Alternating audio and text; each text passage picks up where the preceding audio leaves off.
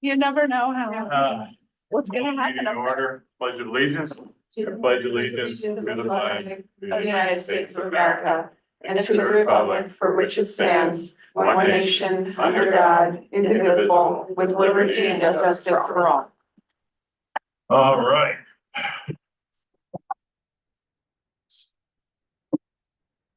We'll start with the consent agenda. Does anyone have any, before I actually make a motion, does anyone have anything they want pulled for later discussion or possible executive?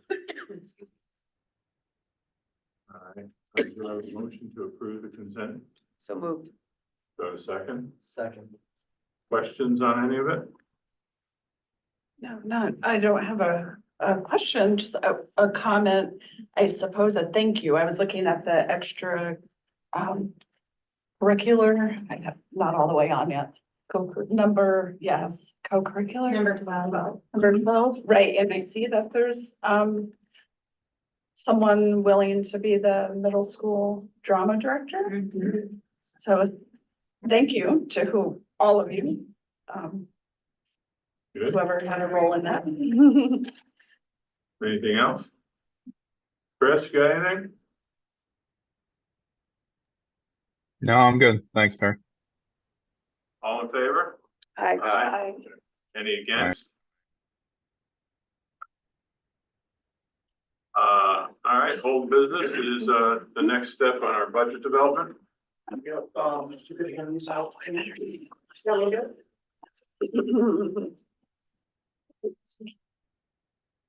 Just have hard copies, because some of the charts are a little easier to read in prints today. Up on the screen, to show you, the folks at home. Thank you.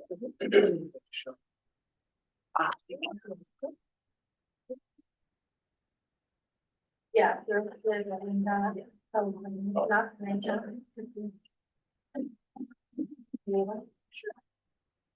Thanks. All right. All right, so just to give an update on the timeline, today is the budget development presentation on the 19th. At our next meeting, we will be giving a more final version, hopefully, of the budget. There's some adjustments that still need to be made. We'll also have the adoption for resolutions for the bond proposition. I think, 1 second. On the second. We're working on that. Yeah. Okay. So some of the conversations that we've had throughout this budgeting process is really the priorities that we have for this cycle for the upcoming school year. One of the things that we're really interested in is doing our best to maintain and or expand any of the academic supports that are in place for students. And especially focusing on those programs that we were able to bring in with some of the pandemic relief funds. We've made a plan over the last couple of years to move some of that into the general fund budget so that we would be able to sustain some of the additions that we made. For example, the additional psychologists that we brought on, we had one of our AIS teachers in there, so we've moved them slowly into the general fund budget. We did it strategically so that it's not a whole bunch of things trying to find a place for them at this point. So we're pretty square with all of that. And then there's a couple of other things that you will see that we're moving at this point in time to be able to maintain and sustain them going forward. We continue to align some of the budget codes and the descriptions to reflect the actual and anticipated expenses. So one example of this is that we were having a discussion about how much high school graduation, the actual ceremony and all of the rentals and everything, how much that costs. And what we found is that we were pulling from so many different codes. It's not really, well, it wasn't a really quick number that we could just find and analyze if we needed to increase. So what we actually did was we just created a graduation code. So everything for graduation will come out of that code so that next year we'll know exactly how much we spent. We'll be able to anticipate exactly how much we will need to spend in the future. So we're really just trying to make our budget as user friendly as possible so that if there's transparency, everybody understands fully where things are being spent, what they're being spent on, et cetera. So some of the additions that you'll note in the budget, we had to add one health aide position. So this is a specialized aide. It could actually be somebody who's already on staff, but has the CPR certification, and CPR first aid is the requirement in addition to being an aide. So it could be somebody who's presently employed that will just be switching title lines from, teacher aide to help aide. Additionally, we are adding a special education teacher. I had alluded to this a couple of meetings back, but it's actually happening where we're creating, an 811 classroom. We've hired those teachers. She will be starting right after the break, and we were able to bring a couple of our students back in district that have been at several of the out of district programs where we send our students.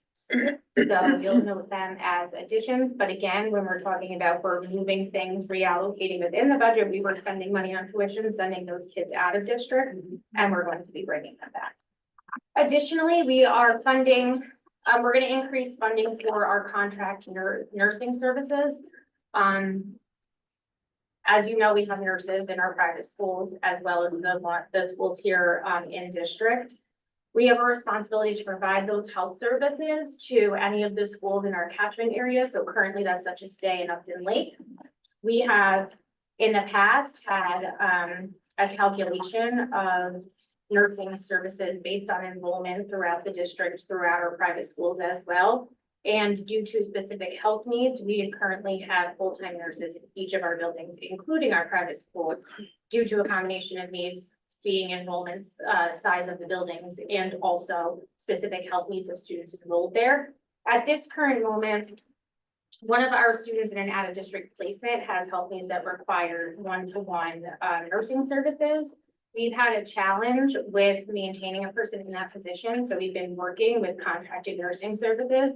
We've had a challenge with the contracted nursing services, keeping consistency with that particular child, and due to them being medically fragile, obviously we want consistency. So we're putting more money in our contracted nursing services so we can work with an agency that has reliable care for our students. So that's where you'll see an addition. And previously funded in COVID recovery funds was our information services agencies. They do, they assist Amy with the communications that go out. They create our newsletters, our bulletins, along with Dr. Watkins, and also they assist Cheryl, myself, Elliot, and Amy with creating the budget newsletter and things like that. So all of those things, you will see that is being moved into our general fund budget. And then additional reallocations, we are moving the instructional technology position out of the administrative line, and we're moving it back to being an instructional technology integrator. So really working on integration and data support for the building. So that will be a teacher on special assignment. And then we are splitting that position to be a teacher on special assignment and also to expand the help desk technician role. Since we've become so much more reliant on technology, it's such a greater lift around the district to just be able to maintain all of our systems in-house. Additionally, we are adding funding for contracted tutoring services. When a student is suspended or otherwise out of school for a period of time, actually the state has increased the amount of hours of home instruction that they've gotten, which is a good thing because it's more support for students, but it's very challenging to be able to find those folks who are able to provide those services. So we've partnered with a contracting tutoring service. They have all certified teachers of all different content areas, including special education teachers that are available to be able to support students while either on suspension or out for medical reasons. And they can do so virtually, so it's a lot easier to pair those students when they are home and have reliable access to the computer, which we do issue to each of our students. And then, as I had said, we're reallocating private school tuition for students with disabilities that was previously paid for their out-of-district programs, and we're bringing back a new in-district program. So Elliot is going to now walk you through some of the proposed expenditures and revenues, and then some more information just about historical trends in budgeting. Thank you, Caroline.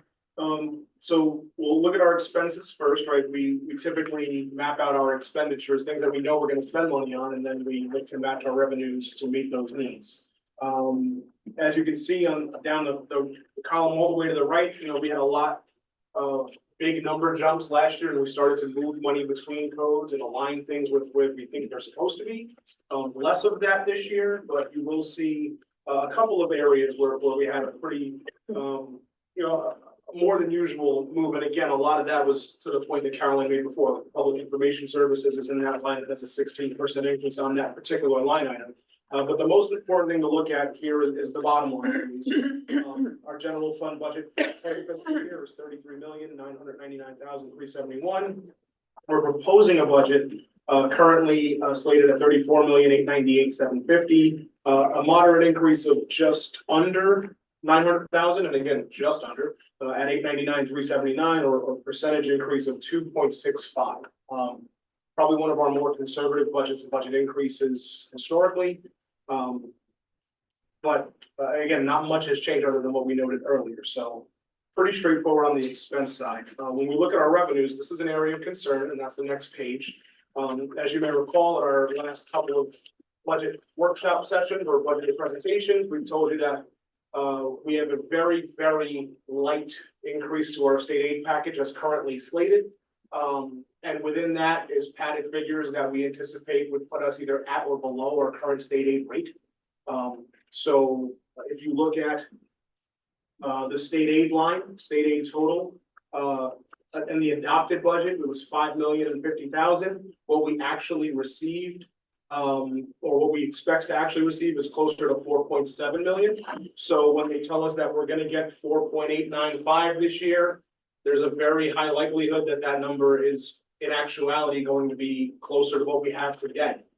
So that expected increase of 3% may, maybe a 0%, could even be a deficit. We're hopeful that the final state budget will give us back what they're promising is fully funding state foundation aid, and we could hope to see a 3% increase to the foundation aid number, which is embedded into that number. So there could be a moderate increase, but as of today, right now on March 19th, we have to prepare as if there would be no increase. So with that, our revenues are looking at a 2.71, and I'll just jump back and forth to say it's very, very closely aligned with the expense budget. There's some rounding issues in there, but I really want to draw your attention to the bottom line, or the bottom line before the bottom line, if you will, the fund balance appropriation line. And that's something that I wanted to spend a little time to talk about today. So I explained this a little bit last year, just a refresher for anybody who's watching at home or anybody in the room that may not recall. The fund balance appropriation line is when we take cash that was not expended in the current year and put it towards the available funds for next year, right? So sometimes we have the budget for things that may or may not happen. We always have built-in contingencies and extra money where we know we need it, right? At any given moment in time, we may have a situation that we need to have a child placed in a tuition program that costs the district $125,000 or more. We have to have that money on the shelf in case that student's needs evolve. When they don't, sometimes there's a surplus. And so we're able to budget some of that surplus towards the next fiscal year. Right now, in order to balance our budget to have our revenues meet our expected expenses, it's going to cost us $2 million of money we have in the current budget in the 23-24 school year. And that feels a little bit excessive. I'm going to show you some trend history now. On the next slide, you'll see budget growth over time. And in this chart, I just gave you some key figures that I think tell a pretty significant story. The graph below this chart is simply the blue line is the inflation factor and how it's moved from 2018-19 to the present. And below that is how much we've been allowed to increase taxes, or our tax levy growth factor, which is one of the key drivers in our tax cap formula. So you can see that 2018 to 2019 through the current year, and then again, we're using the 2024 inflation factor for planning next year's budget. That's that 4.12%. So you can see we had a little bit of a dip during COVID, and then inflation shot up 4.7%, 8%, and now again 4.12%. And in that time, we've only been able to modulate our tax levy growth factor between 1.012 and 1.02%. So that red line is almost flat. And the inflation factor jumps around pretty significantly above it. On the next page, you'll see the chart that shows how the budget has grown over that same period of time. And it's a little hard to see. But what I really want you to understand is that our tax levy, the yellow line, has grown almost proportionately with our budget, as you would hope it would, right? We don't want to raise taxes any more than we're increasing the budget. However, if you look at the 22-23 school year, the district did not budget the maximum tax levy. For a number of reasons. I was not planning the budget then, and I can't speak to every factor that went into that decision. But I can tell you that in that 1 year, we did not maximize our tax levy. And that little bubble caused a jump in how much money we needed to appropriate from 1 year to the next. So you can see that in 2018-19, we were appropriating roughly $375,000 from 1 year to the next to balance that budget and to help alleviate the tax burden on the taxpayers. However, as you can see, and I'll just jump back 1 second, inflation is skyrocketing. Our cost to do business is increasing faster than our taxes can keep up with it. And for that reason alone, once again, we're recommending a maximum tax levy. If you go back to the revenue chart, you're going to see that our tax levy proposal is 3.22%. And I anticipate some people are going to question, why would we raise taxes 3.25% if we're only raising the budget 2.75%? The reason for that is the chart that I shared with you just earlier, and that is if we don't keep our tax levy at the maximum, and the maximum is imposed by the state to keep districts from taxing out of control, like municipalities in general. It's to keep us honest and to keep us conservative. But even with them keeping us conservative, if we don't levy at the max, the amount of money we're going to be required to put forward from year to year is going to continue to increase to a point where we won't be able to sustain it. Currently, and I won't speak ill about any specific districts, but there are school districts driving distance from here in the Hudson Valley that are looking at 2 million, 4 million, 6 million plus deficits between their expected expenses and revenues. There are pretty hefty and unfortunate conversations happening in some school districts about how to close that multi-million-dollar gap that they're facing in this budget challenge. People talked about a fiscal cliff coming for the 24-25 school year. They were talking about it over the last 2 years.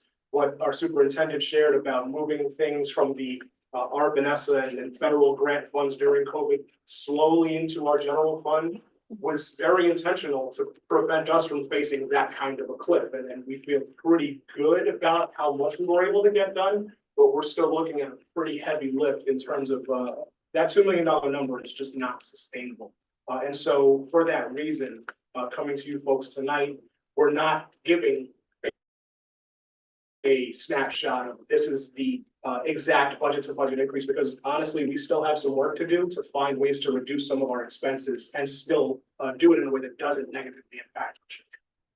So I felt it was important to share the story and just to see how that little bit of separation between the red and yellow lines can have a $250,000 impact on the district's budget. And that grows exponentially over time. You never get that money back.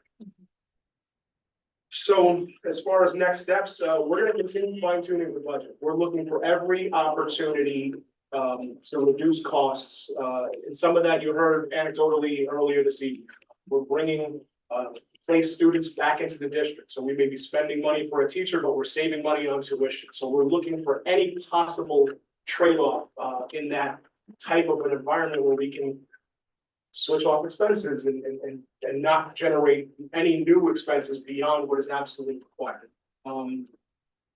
I would expect at the next board meeting on April 2nd, we're going to be proposing hopefully a moderate reduction to the general fund expense budget and be able to explain where some of that savings can come. While we're doing that, we're hopeful that hopefully it's due the day before our board meeting. So we'll see if it comes out on time. The final state budget, if they get it done on time, will show us if we can expect any additional revenues. The more money we get from the state, the less money we have to put forward from this year to next year. But at this point in time, it feels like we don't have any other option but to levy at the maximum allowable rate per the state. Also at that next budget meeting, I will be, I'll have the final BOCES numbers or as close to final as we can, and we'll be able to then present the tripartite budget, which if you remember is breaking down our budget into the 3 primary categories of program, admin, and capital. So any questions? But the thing that hopefully for everyone to remember is once the state finalizes its budget, doesn't necessarily mean we're actually gonna get that money. Mhm. I mean, No, that it- 300,000 loss that we saw. yeah, it's, you know, it depending on the whims of the state as far as the programs are willing to pay for. And what they're, you know, what do they wanna fund, and then go into the school budget fund, start taking pieces out to send other places. It's frustrating every year.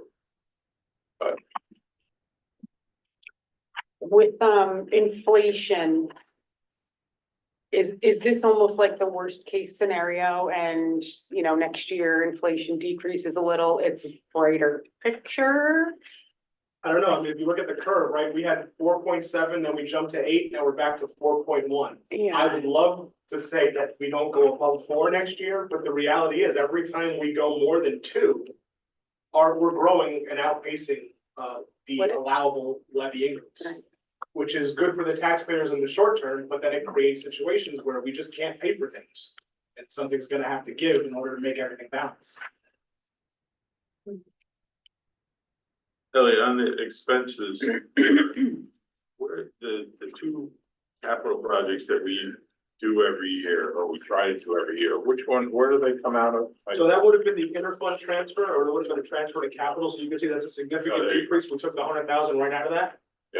Okay, that's what I was looking for. Yeah, and then Okay. just so you know, in that same area, we didn't put any additional funding into like a capital or a repair reserve or anything like that, because those reserves are funded at the maximum where we feel they need to be right now. So there's like, we're not even adding savings money into this discussion. Any questions for Elliot? I think this is more of an instructional question, Caroline or Amy, the literacy and math consultants that we have this year, which I know came from a grant. Do you expect, do you know if that grant money is available So or will we not? we were very intentional in spreading them out across multiple different grants. Mhm. So there's a bunch of different grant sources. There are IDEA grants, which are targeted at supporting, either students with disabilities or the prevention of the need. So anything that has to do with the instruction, either in AIS or in special education. There's two different ones. There's a 619 grant, which is for students, ages 3 to 5, and then there's the 611 grant, which is school age students 5 to 21. So that's one source. We then have the ESSA grants, which are title grants, Title I being for students who meet the need in terms of socioeconomics. So 3 of our buildings qualify as Title I schools. Title II is earmarked for professional development. Title III, we have through a consortium grant through BOCES, that's for the education of English language learners. And then Title IV is kind of broad. It can be college and career readiness, it can be safety, it can be a bunch of different things. So what Amy and I did was we spread some within the 611 grant, the Title II grant, and then some of the ARP grant, which was the COVID recovery grant, which is going away. Mm. So there will be an impact. We probably won't be able to have as much as we were able to have. We additionally had grants through Berkshire Taconic from MEF. So in spreading so much out, we were able to have a really robust program this year, which is great because the foundation is laid and now we can sort of back off and move towards more of the coaching model. Which can be more periodic. And so the short answer is yes, we will be sustaining the training, Mhm. but it will look very differently going forward now that the foundation has been laid. Okay, thanks. Other questions? Chris, anything? No, I'm good, Barry. Thank you, Elliot. thanks, Elliot. For those on the phone, from here on out, it's very important to try to, if you can't be on these meetings, try to be, like, listen to them afterwards. Because it's gonna get very real, like how we're gonna do it, when we're gonna do it, how much it's gonna, all those things. So, especially the meetings in April are, very important. And of course, May is the is the vote, so stay tuned. Thank you, Elliot. Next is new business financials and warrants. Do I have a motion to approve? So moved. Do I have a second? I'll second. Any questions? Or comments? All in favor? Aye. Any against? Okay. Next is to, approve the corrective action plan that's attached. Do I have a motion to approve? So moved. Do I have a second? I'll second. So, questions and comments? The first order of recommendation, I realize that we're gonna allocate the extra money toward the capital project. If for any reason that vote didn't go through, do we need a plan B? So if the vote doesn't go through, we could revote. Actually, repackage the scope or not, and just put it back out there, or we could have, a secondary vote for authorization next year to establish another capital reserve. So we may have to carry this one more year. But this won't exceed our already authorized capital reserve or, So our capital reserve is maxed out, so we can't put this money into that reserve, but Okay. we could theoretically open a new one next year and fund. Okay, so the worst case is we carry the beyond 4% into next year, and then the plan for next year is either we have another capital vote or we put the new capital reserve fund into the general fund. we'll cover that. Okay, And if you remember, this was simply a change in interpretation of a certain category of what used to be recognized as assigned fund balance. So when it was recognized as assigned, we were well within the 4% limit. When the interpretation changed very late in the game, during our audit process, they said that's no longer considered assigned, and it falls back into the unassigned pool, which increased our number. Can you, the second action, can you just explain, it looks like it's to replace, aging equipment. By and large, yeah. So our school lunch fund, again, with all the extra money we got during COVID and stuff, our school lunch fund was riding a little bit heavy in the black. And so the state had told us to submit a plan for spending down. We did, but we still had a bunch of that cash still on the books when the fiscal year turned over, so we needed a formalized plan. But the easiest lift in terms of expending that money into a non-recurring area was to fix our aging equipment. So John Mullins worked with our food service department and identified a priority list of, basically a condition rating for every piece of equipment in every kitchen we have. And then we started chipping away based on the worst things, and then buying either augmentations or replacements. But the capital project that we have, and that we're putting to the voters, has renovations to the cafeteria or the kitchens. Specifically, the walk-in freezer is what we're looking to expand. And that. So that's a whole- this has no conflicts with the, No, I would have been great to do the freezer with this money, but we didn't have enough overage in the fund to cover the full amount of the freezer. So instead we're like, okay, cooktops, reach-ins, what can we do at smaller scale and build up to that number? okay. Other questions?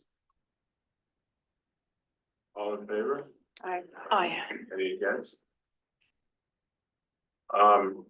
The Dutchess County Board nominations. So we have, 3 people, Karen Smythe, Michael McFarland, and Karen Burka. You might as well just do this as simple as possible. Does, Howard, do you have a problem with nominating Karen Smythe? No. Jen? Good. Chris? David? I'm fine. Chris, you okay? I'm good. Michael McFarland? Howard? Fine. Jen? Chris? David? I'm good. Chris, you good? I'm good. And the last one, Karen Burka. Do we have, Howard, you okay? Fine. Jen? Good. Chris? David?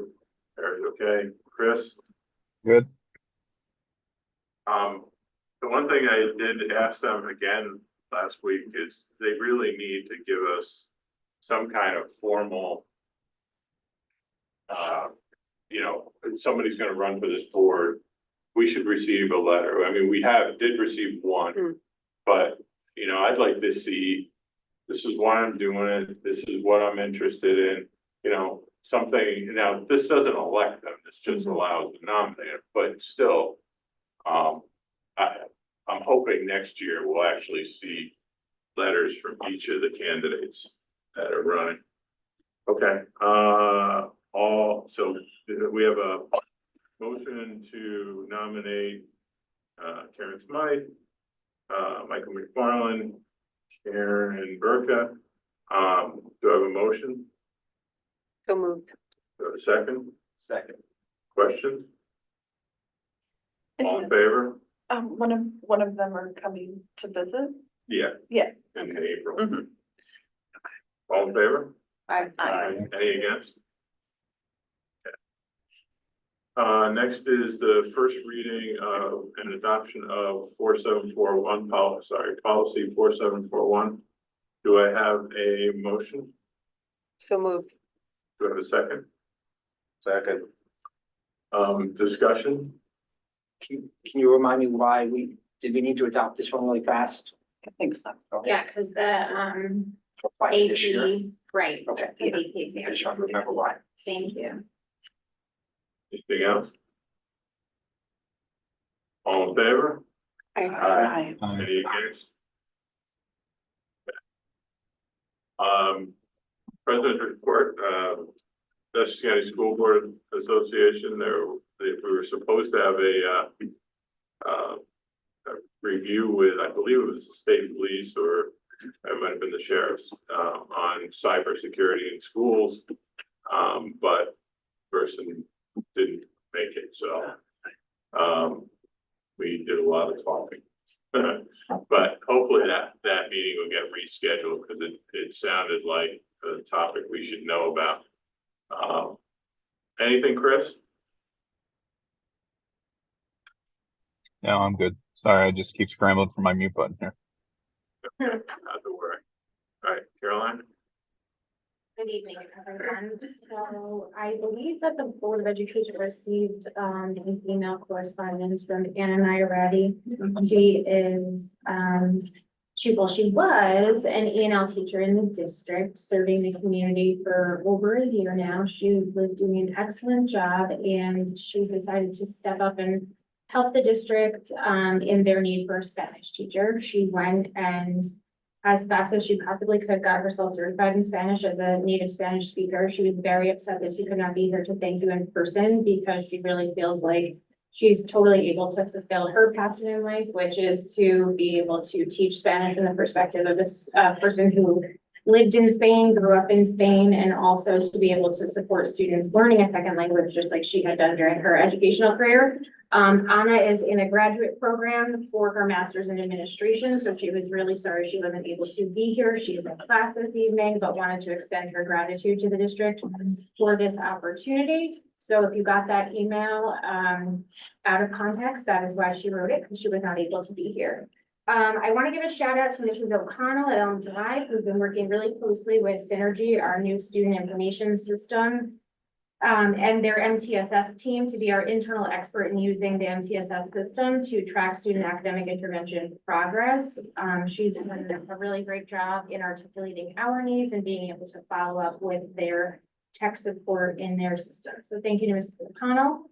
There were cross grade level conversations last Friday during the superintendent's, during the half day, so the Friday before, during the half day, talking about growth and belows for Elm Drive students, and this information was used to level set and realign efforts to support students for the remainder of the school year. So it's sort of a self-assessment mid-year, working with grade level collaboration, not just across, but also working with the sending and receiving grades as well, so everyone can adjust what they are doing. On March 22nd, 7th and 8th graders are headed to IBM to experience STEAM in the real world. They are going to be going there to be able to look at all sorts of technologies that are traditional in some of these workspaces and be able to set the foundation for why are they taking the courses that they're able to take here as electives. And some of them in their exploratory program in middle school already some of the comp apps, computer science, project lead the way technology, and then again, some of the more traditional math, science, and arts classes as well. So they're really excited to be able to do that, and we appreciate our, in-district parent who was able to arrange that. The middle school inducted 17 students into the National Junior Honor Society this past week, and former student member came to speak to the students and their families.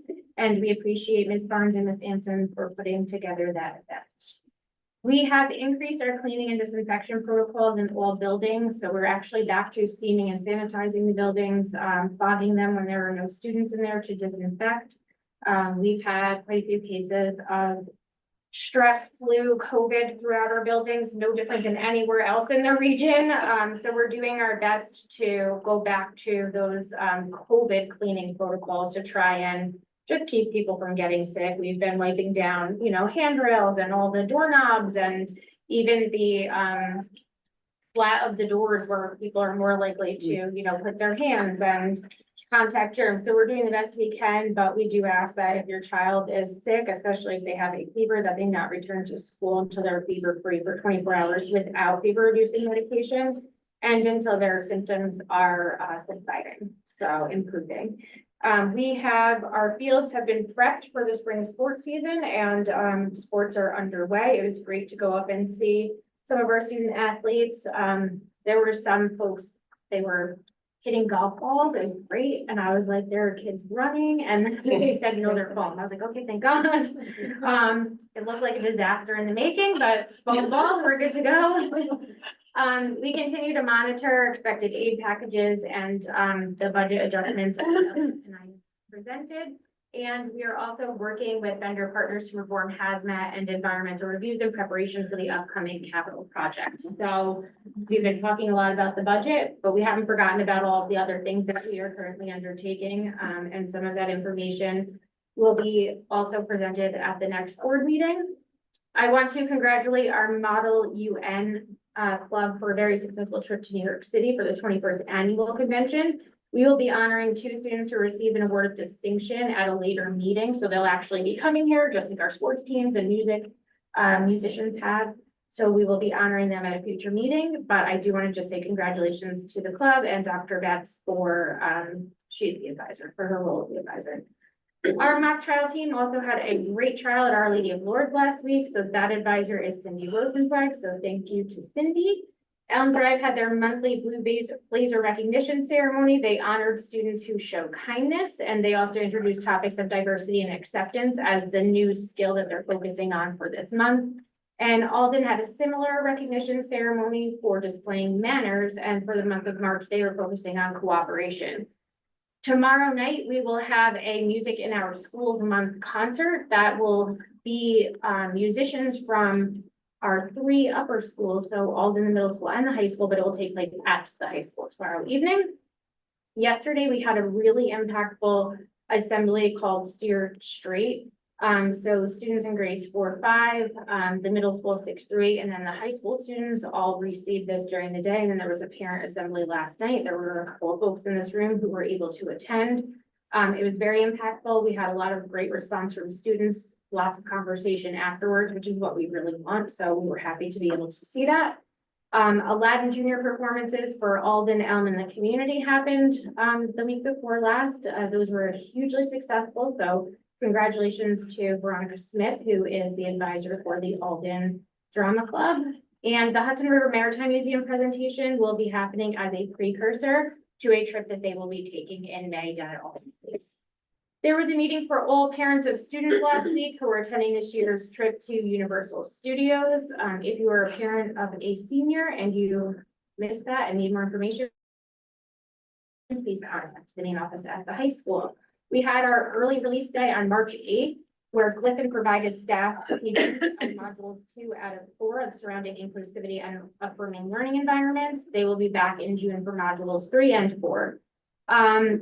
On that same day, Samantha Holzborg, Alex Schnowski, the counselors, the psychologists, and the secondary TAs all worked with mental health first aid training on that superintendent's conference day. And last week, I guess 2 weeks ago now, wow, Samantha attended a ruler conference in Connecticut where she was able to learn about the opportunities to network with other schools who are implementing ruler and hear sort of where they are in their implementation process and get some tips and tricks from them. I did add a section about athletics. Unfortunately, both of our varsity basketball teams had amazing seasons, but did suffer tough losses in the postseason play. But we want to congratulate all of our athletes on a great season. We're off to an amazing start actually for this spring season. Our track team has a total of 69 students participating in track. Yeah, 69. So, it's crazy to think how many, but they have 3 coaches at this time, and we may be advocating for an additional coach just for supervision because that does span the modified and the varsity level. So it's a lot of kids moving in different directions. Is So, that modified and varsity? together? combined? Yeah, Okay. yeah, Okay. but that's That's still a huge. huge number. Yeah. Yeah, it's quite a spot. Yeah. So pretty awesome. And we also have great numbers for the modified softball and baseball teams. So I had a conversation with Coach Hamilton yesterday. And we were talking about how, you know, the numbers are looking good for track and at the modified level for baseball and softball. So we're hopeful for the future that, you know, the programs are picking up in certain areas. We had a cheer clinic last week, or maybe the week before now, time's kind of blurring together. But there were 30 young Little Blazer students, and the varsity cheerleaders were there as a mentor to help the little ones practice their cheer skills and learn. So it was super cute. There's pictures in last week's bulletin. If you want to log on and look, there's also some pictures on Twitter. So you can enjoy that. We have youth football clinics from Northern Dutchess Breeders. We have a spring clinic, and we also have a youth cheer clinic from Northern Dutchess Breeders that will be here on campus for 4 weeks in April. We have a off-season soccer program, some off-season workouts for the soccer coaches.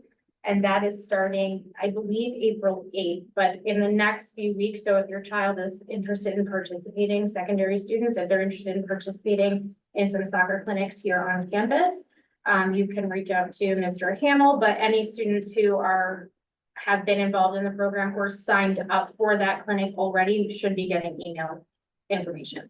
There's also volleyball open gyms going on. At this point, they were also 2 times a week throughout the entire winter.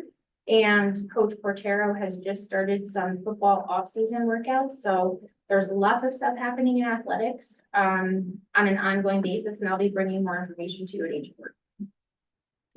Any questions? I have 2. So the open gym.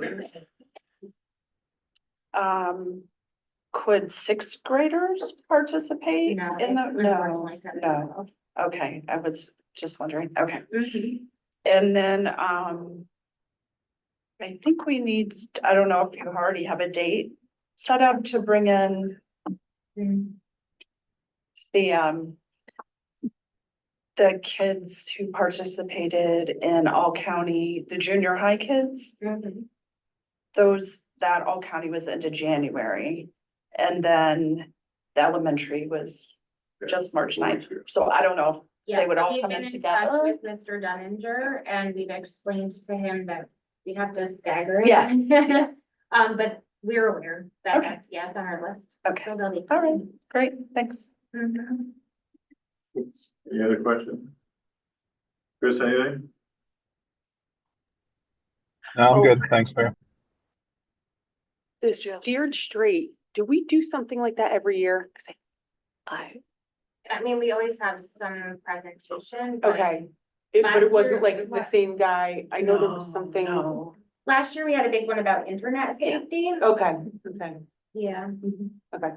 So I would just, if anyone's saying, that guy was incredible. And I don't know how, like, if we could get him again next year or somebody like him or something. And I mean, I would help to try to get the word out to get more parents to go, because I thought, you know, a lot of what it was you never think it's gonna be your kid, and Mhm. God willing, it isn't your kid.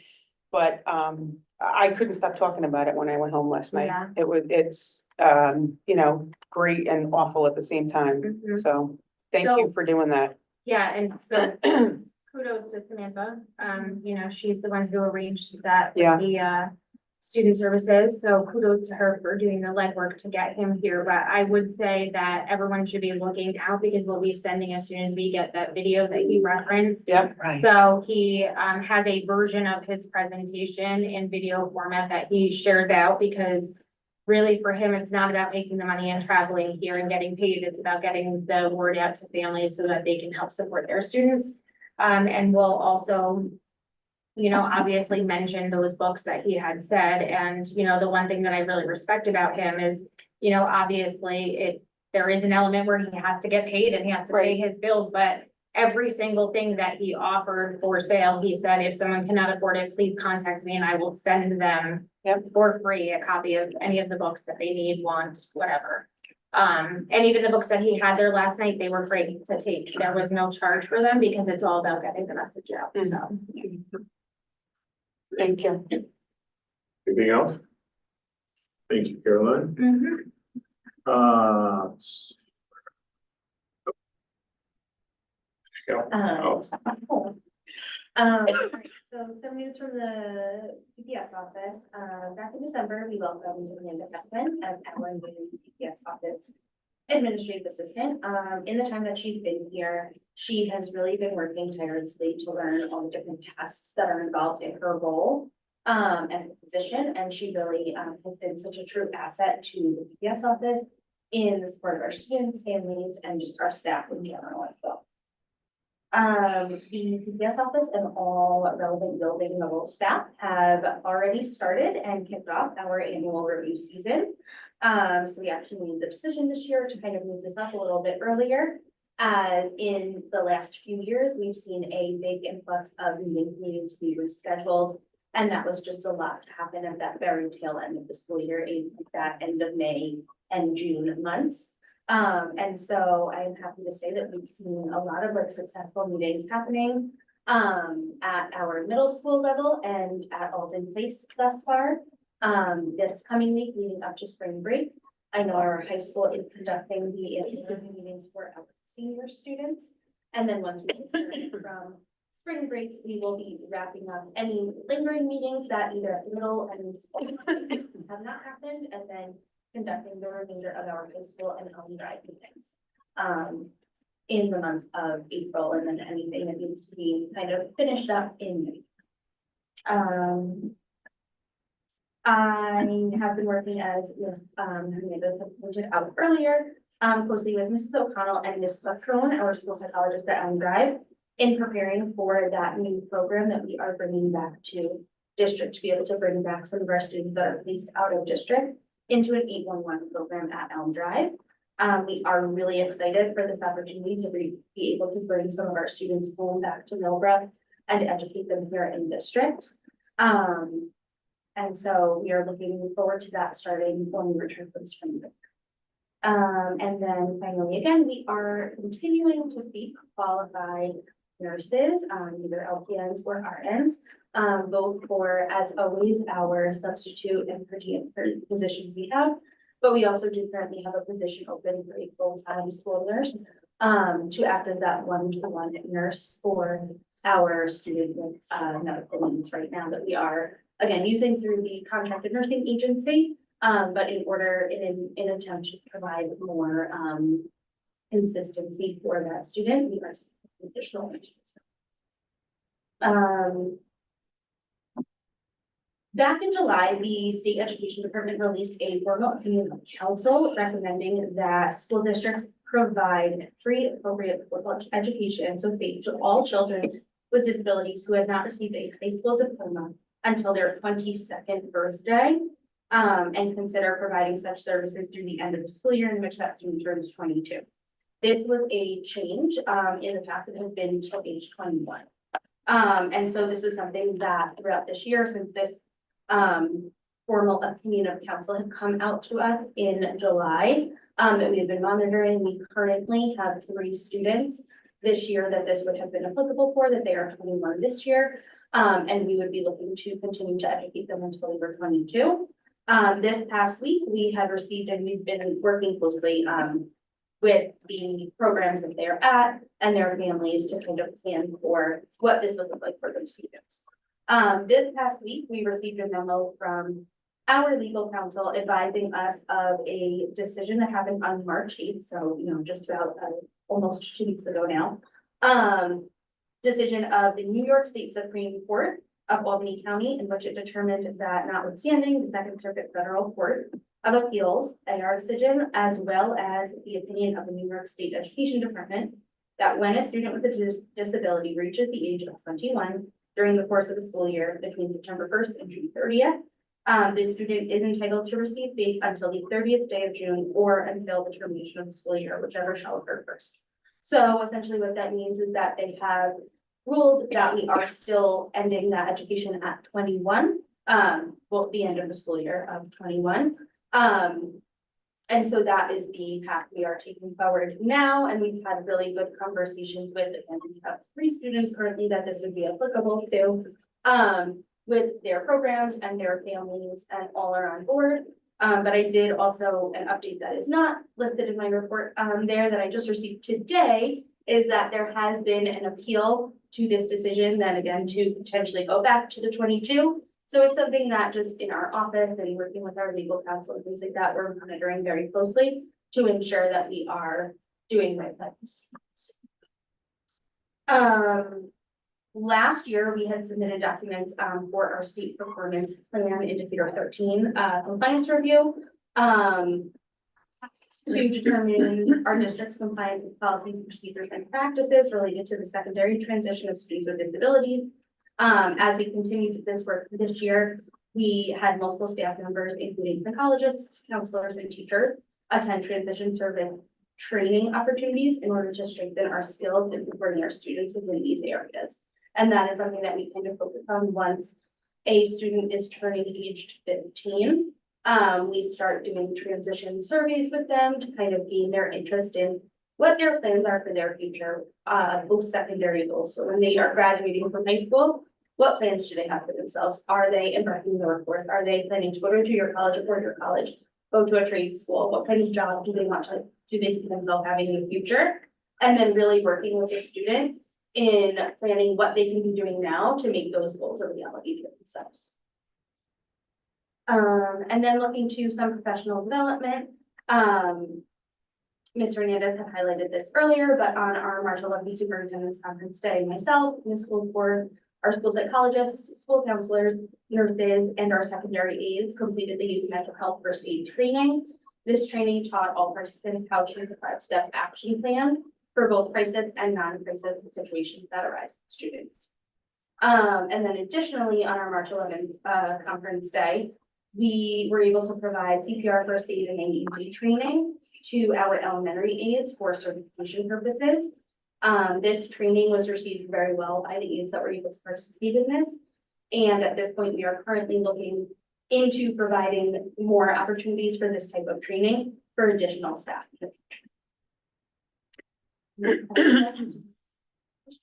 Alex, what was the motivation on moving it to 22? I mean, it seems odd that they would just take it by a year and then go, never mind. So, that decision also came out of Connecticut, and that's the reason it was not a full-on decision from New York State, but it was that opinion of council. And so a lot of that had come out of the trying to remedy some lack of instruction that could have happened during COVID. So, yeah, so it originally started with the recommendation to provide compensatory services to any student who didn't meet their IEP goals during the period of the pandemic. Then it was expanded essentially that we should be educating all students until their 22nd birthday, with the recommendation that we go Throughout the the rest of year the school in year. which they turn 22. At no point were we on board for the through the school year. What's really challenging is that right now adult programs don't have space. So they hold space. You can sort of reserve a space and say, my child is aging out June 30th. And so there's an adult program seat open. But if you wait until they turn 21 or 22, 22 At a in mid-year November point. or January, there might not be that same seat and they're not gonna hold it, right? Because that's how their funding, their funding is tied to build spaces, right? So we've had conversations with families. So Alex has been working close with council. We've had conversations with families that, yes, we can keep them here and we will educate them and we will provide the services, but make sure that there is a transition plan in place. Because what we don't want to do is set them up to then flounder for a period of time afterwards. So there's also no funding tied to this. So that's the other piece, it's that local expense also. So that's the other very challenging piece. So Elliot just gave you all the pieces of where funding has been cut. And these are more demands that are being placed on school districts with no money to support it. It just seemed like a random, if it was, didn't meet, the student didn't meet these standards, okay, I get that. But to just randomly go 22, oh no, maybe back to 21, it seems like such an odd, I don't know, just an odd decision, but. When I resided in Florida, I'm pretty sure in Florida that the age was 22, but I could be wrong. So I'm wondering if there's some other states that, where this is coming from, trying to follow some other states. Any other questions or comments for Alex? Thank you, Alan. Thanks, Alex. Next is public comment, anything? Oh, no, never mind. Yes, You know what, that's right. Yeah, we just had one question about a calendar update for snow days, Oh. and I emailed them back. have we decided on that yet? Yeah, so I have that, I have that for discussion. And calendar. Yep, whenever, you want, actually, but then if you are accepting of it, we can approve it after executive session. Okay, all right, so we'll talk about it during exec session. And then we'll come back and talk about it in public session, all right? Any other questions? All right, anything from the policy committee? So we met twice in the past couple of weeks. We spoke about the policy that you just reviewed. And that the whole point of that policy was that since students now have to pay for their classes at Dutchess Community College that are co-seated with AP classes, they no longer have to do both. They don't have to pay for college credits and pay to take the AP exam. They can opt for, to take the AP exam if they choose to. Some people believe that AP exam credit is more transferable than local community college or state school credit. It's their preference. They're required to pay for the Dutchess credit if they take those classes, but we're not going to make them do both. There are a few classes that are standalone AP classes. They're not tied to any of the institutions of higher learning. So for those classes, they still would have to take the AP exam and pay for it. But that was really the only change there. We also reviewed some of the policies that were ready for retirement, and we reviewed the facilities use procedures and policies for the district. And that will be coming to you at a subsequent board meeting. Very good. Good. Incident report is there for your information. The future agenda items, you guys know where to find it. Well, weren't we putting the link in here? Sure. Yeah, it's not in here. I don't think so. I'll add it. It was No, it's there. Under administrative. under administrative content. In future agenda items? Yep. I don't even see administrative. Yeah, there. Sorry, okay. So next is, we'll be going to executive session. Just want to let everyone know that, just because we're going to executive session doesn't mean the meeting's over. If we, make any decisions or need to take any actions, we'll come back to public session, put them in as actions and then take care of them then. So with that, do I have a motion to go to executive session? So moved. Do I have a second? Second. All in favor? Aye. Any against? All right. All right, see you all in a little bit.